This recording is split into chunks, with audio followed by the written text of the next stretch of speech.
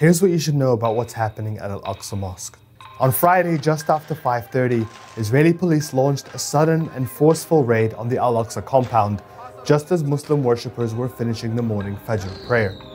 Police stormed the compound, beating and arresting Palestinians with the aim of clearing them out. Then they stormed the main Al-Qibli Mosque, where video footage shows windows smashed, stun grenades fired, and dozens of police entering the prayer hall and arresting worshippers. Outside, police can be seen attacking journalists. At least 400 Palestinians have been arrested and 150 injured. So why did this happen? This is likely to have been a pre-planned raid by Israeli forces ahead of the beginning of the Jewish holiday of Passover, when large numbers of Israeli settlers are expected to enter Al-Aqsa compound to mark the religious week. It's not the first time this has happened. Last year in May, Israeli police raided Al-Aqsa several times during the final days of Ramadan, trying to clear it and make way for Israeli nationalist marches.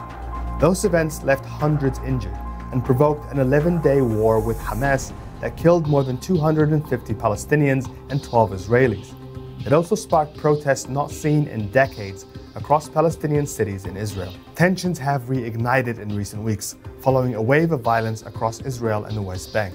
14 Israelis have been killed in a series of attacks, the latest in Tel Aviv on the 7th of April, and at least 16 Palestinians have been killed in Israeli army raids in the past 2 weeks, and close to 50 since the start of the year. Over the past few months, Israeli settler attacks against Palestinians in the West Bank have surged, with Israel's government accused of failing to contain or knowingly allowing the violence to continue. Today is the second Friday of Ramadan, when thousands of Palestinians usually travel to attend Jummah prayers and spend the day with their families in the holy site. Many of them are only allowed to enter Jerusalem during these days. It also coincides with Easter celebrations, and many Palestinian Christians are marking the day with marches around the Church of the Holy Sepulchre, close to Al-Aqsa.